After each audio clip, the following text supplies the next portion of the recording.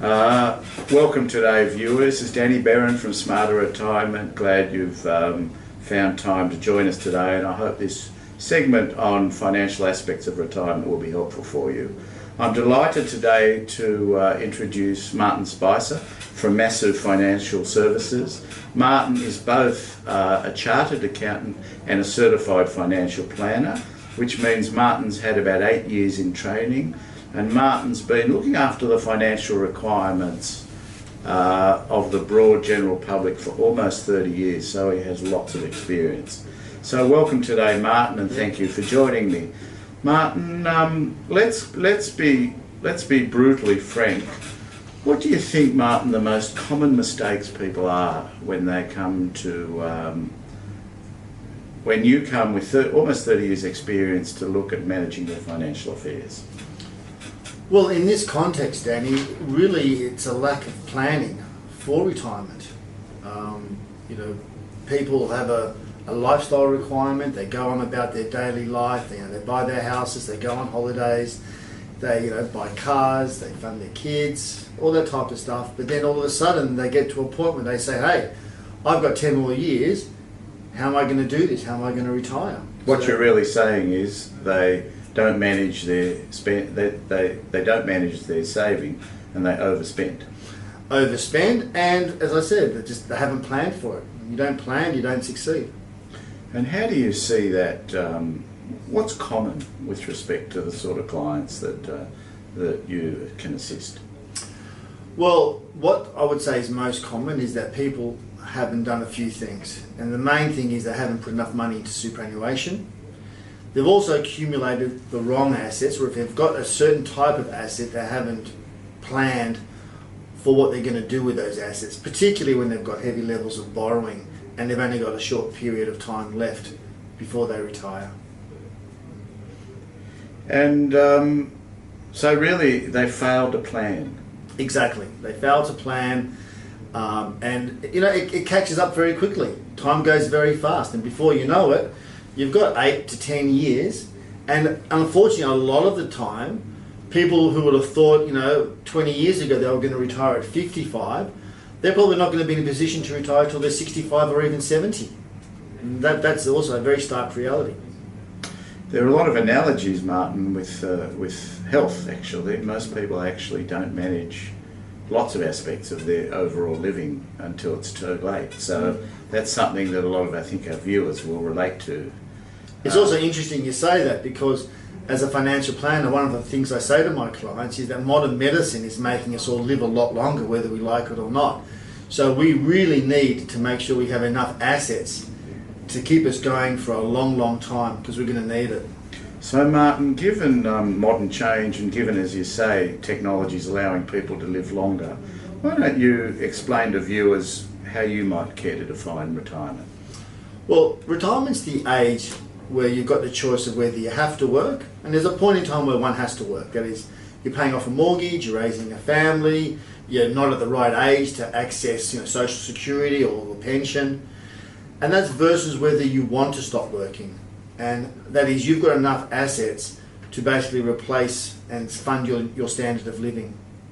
And when you say standard of living, obviously there are many different kinds of animals in the zoo. How do you help people understand what their retirement needs might be? Well, it's easy. You say, okay, so what do you spend your money on at the moment? And let's assume then you take out your home mortgage. Let's say you've got no home mortgage.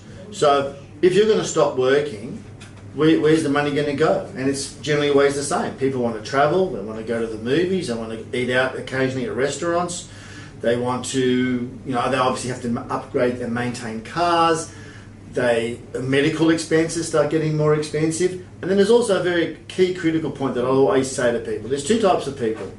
The first people will say to their kids, I'm going to get you to an age and I've done my part, you're on your own.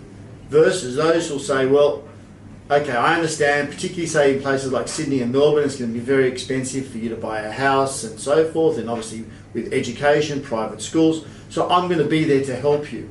I always say to my clients, which category do you fall into? I would probably say 90% fall into the category where they actually want to be able to assist their children. So again, that creates more pressure because we're going to need more either assets or income to help support the families.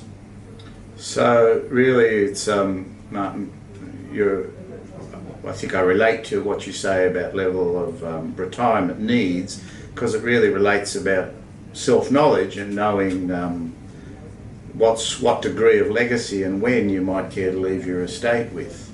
Another way of perhaps massaging your experience might be to help us help the viewer understand which asset classes you think are important in which stages of retirement, even starting, and I would actually argue that retirement should start at a working person's first pay package, actually, because of the power of compound interest. That's something that a lot of youngsters just don't understand.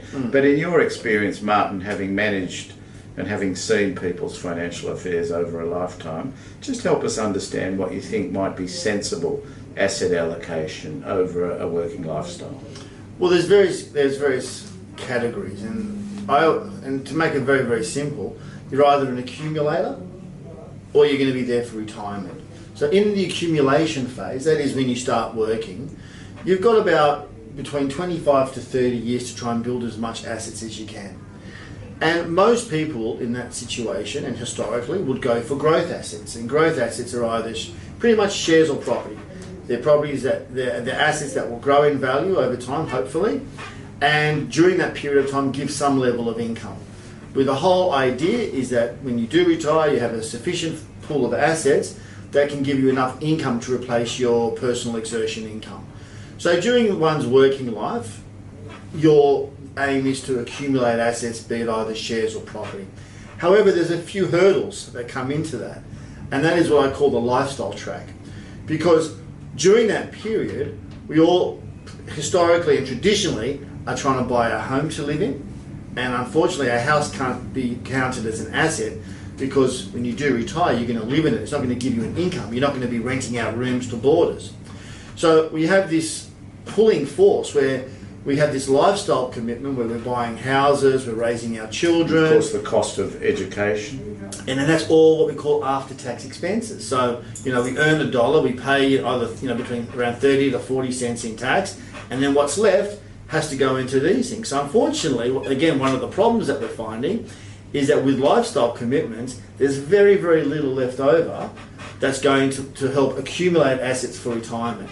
The only thing that's actually forced at the moment is the compulsory superannuation, which is at 9.5%. So if somebody spent all their money on lifestyle and they were working, and assuming they were employed, because self-employed, you have the choice of whether you put money into super. So, really the only way of actually accumulating wealth in certain periods of time is through compulsory super. So, and then what happens, we get to a certain point in time, our houses are paid off, our kids are off our hands, but we haven't actually been accumulating wealth. So we then think, hey, I've got 7, 8 years to retirement. I haven't got enough money in super. What am I going to do? Martin, a lot of viewers watching this are going to